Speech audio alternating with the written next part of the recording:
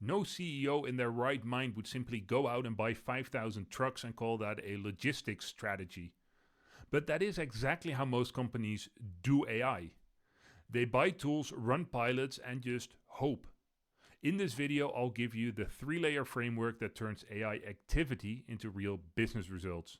And you do need a framework, because if you don't come up with something, your employees will just use their own AI tools, which brings significant risks and a lot of duplicated costs.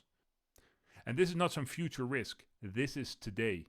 Shadow AI is already your AI strategy, unless you have a better one. Across Europe, organizations are investing heavily in AI tools, in pilots and in consultants. Budgets are increasing, expectations rise, but meaningful results remain rare. And in practice, this is because most organizations fall into one or more of 3 failure modes. 1, innovation theater, in which they'll do a lot of pilots but don't really see any real business value. The opposite is the department of no, where legal and risk are so dominant that no execution ever happens. And the 3rd failure mode is shadow AI, in which everybody is just off on their own, getting their own tools, starting their own models. This causes some local wins, but it does mean that you have rising risks and you have duplicate spend. And in fact, all 3 of these failure modes may be happening at the same time in different departments throughout your company. So let me make this painfully simple. There's not a company who builds a logistics strategy by having the CEO buy 5,000 trucks. Before any serious investment, you would ask, do we even need trucks? What kind? Who's going to drive them? How do we teach people to drive them? And how does this fit into the rest of our business? But with AI, companies treat buying Copilot or ChatGPT licenses as AI strategy, or we're doing AI. That doesn't work. Buying tools is not a strategy. My mission and job is to give European companies a competitive edge. But for this to happen, you have to understand. In Europe, you need to balance value and compliance, or you'll get neither. So the question isn't, should we have AI or should we govern AI? The question should be, how do you do these things? A lot of AI advice you'll find online is basically Silicon Valley or defaults or for very small companies.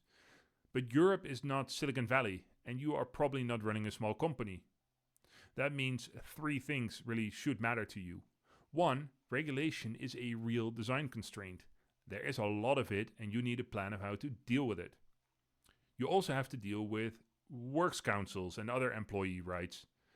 Employees in Europe can actually shut down or postpone innovation projects, especially AI projects, that threaten their way of working. In Europe, you can't just move fast and break things, because that will get you fined and in trouble with regulators. Now, in my masterclass video, I'll put the link in the description, I break this whole model down in detail. And the first thing you need to know is in what group you fall, because all organizations sit in one of 3 groups with regards to AI. Group 1 means you have no meaningful official AI adoption. This doesn't mean you have no AI. You have AI, trust me. Over 40% of employees use AI tools without telling their boss. But you have no official AI, you're not really investing and you don't have a plan. Group 2 has some sort of a plan. You're doing pilots, you have activity, but you're not seeing any real repeatable value. And group 3, that's the group you want to be in. This is the group that manages to use AI to create value repeatedly with controlled risk. The first group is approximately 80% of all companies in Europe. The second group is 19 out of 20 for every companies who invest in AI don't get the value that they were hoping for. So just 1% of companies in Europe are currently in group number 3. Now, whether you're in group 1 or 2, your goal should be to make it to group 3 as fast as possible. And that is precisely the job of this channel. So if this is your goal, please subscribe and you'll get the complete roadmap over the next couple of weeks. A real AI strategy has 3 layers. First of all, you have strategic foundations, then you have decision control, and only then can you move to execution. If you skip a layer, you might go faster initially, but it'll cost you dearly in having to do rework or having to even undo entire projects. Instead, what you want to do is build these layers one on top of each other. The first layer is strategic foundations, and this layer answers the question, what are we trying to achieve with AI? And who are the key leaders to get us there? Most organizations fail here in one of two ways. They either avoid doing this altogether and they end up running endless pilots, innovation theater, or they just duck and hide, hoping that AI will blow over. This will lead to the Department of No, and guess what? AI is not going to blow over. Your people will use it, you will still have all the regulatory risk. Here are two quick questions that you can use to determine if your strategic foundations are solid. The first is, do you know if you want to use AI to A, shrink your workforce, B, make your existing workforce better, or C, grow your workforce to pursue new opportunities that weren't possible before? If you don't have a clear answer to this, you better decide quick. Your whole strategy depends on it. The second question you want to ask yourself, do you have clear red lines? Have you established things that you will definitely never do with AI or things that you will always do when using AI? These are important because you need clear boundaries for your employees to work within. And if you can't answer both these questions clearly, you are not ready to scale AI. You're just ready for confusion. The second layer is decision control. This is all about who decides what, on what criteria, and with what escalation paths, and how fast. This is where organizations split into two more categories if you ever get to this point. One, you can go the old-fashioned, very slow way and have too much control. Basically put AI in the hands of compliance or risk departments.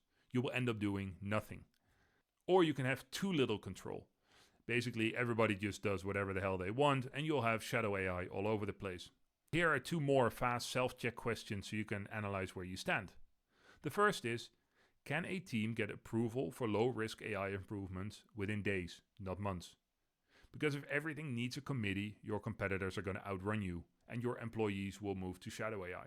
The second question is whether your AI initiatives are owned by business leaders or by IT, or risk or compliance. If business doesn't own the outcomes of AI, it's not going to stick. AI is a business and strategy decision, not an IT decision. So this layer is the difference between AI as chaos and AI as a real operating model. The third and final layer is execution. And most organizations think this is just about deploying some tool. That's not execution, that is installation. Execution means that people are trained, processes are updated, results are measured, risks are monitored, and initiatives improve over time. Again, I'll leave you with two self-check questions. One, are you measuring AI initiatives like you do products, with real KPIs and monitoring? Or do AI initiatives just exist? And the second question is, do AI projects survive contact with the organization?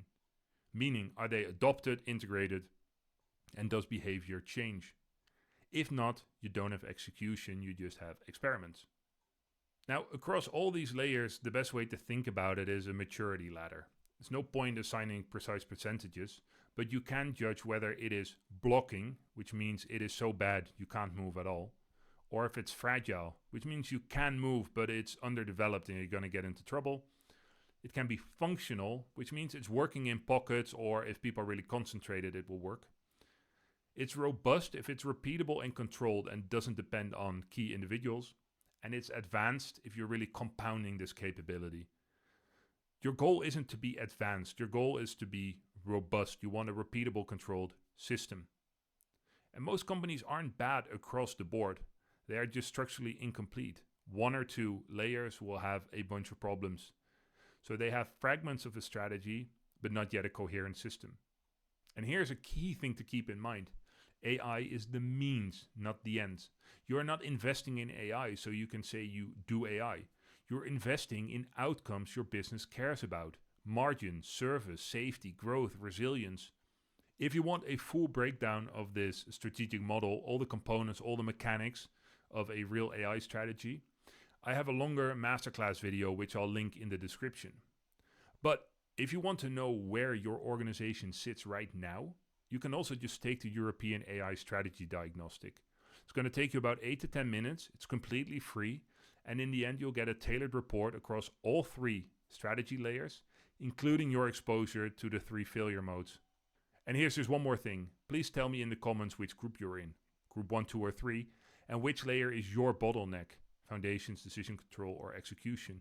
It helps me decide what videos to make next.